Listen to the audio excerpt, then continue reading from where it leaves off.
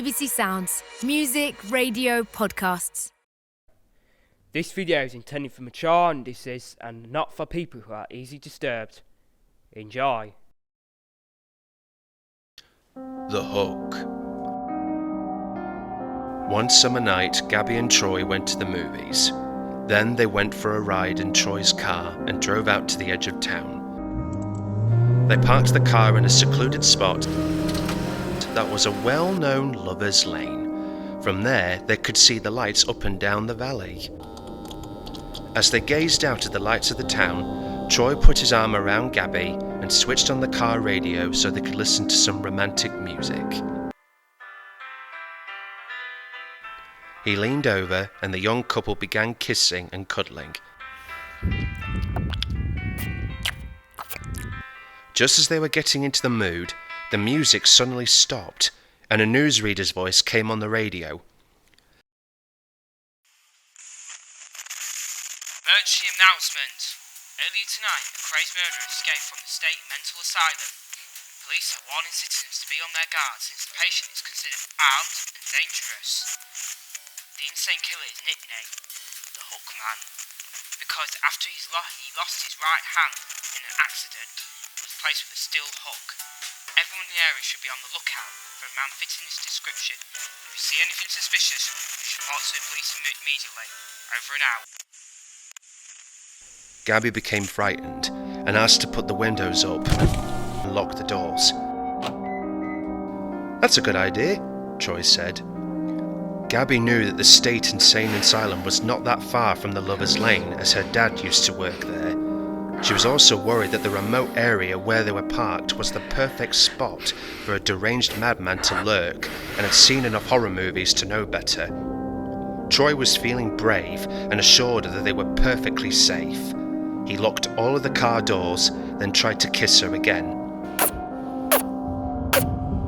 Gabby became frantic and pushed him away, insisting that they leave immediately. "Maybe we should really go home," Gabby anxiously said. "But it's only 10 o'clock.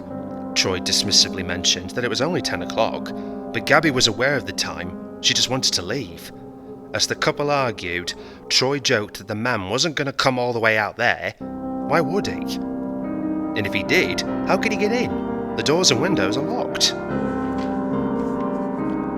Unable to persuade a now terrified Gabby to stay, Troy, in a huff, started up the car.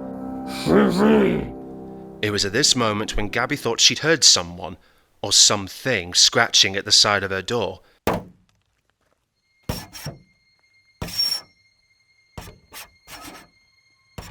"Did you hear that?"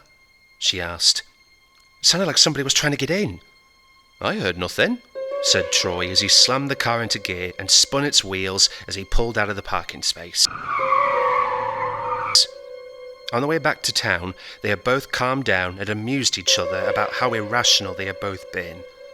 When they pulled up outside Gabby's house, Troy got out of the car and walked around to open the door for her. For a long time, he just stood there, staring at the door, his face as white as a ghost, his expression frozen in fear. At first, Gabby couldn't figure out what was wrong. Then, she realised that her door was still locked. Although she was still uneasy about earlier, she had assumed Troy was joking and smiled as she unlocked it. Still, he just stood there. Gabby was puzzled and rolled down her window. Then, she saw that Troy was staring down at the door handle. Slowly, she looked down herself and began to scream uncontrollably. There, hanging from the door handle, was a bloody stainless steel hook. The killer had almost claimed his newest victims.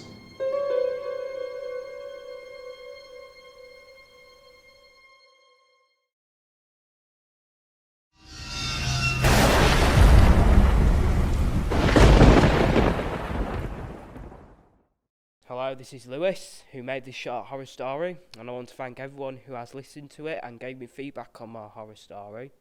This was the first time, and it was an experience for me, and I enjoyed making it. to the best of my ability. So I'll see you in the next one. Peace. BBC Sounds. Music, radio, podcasts.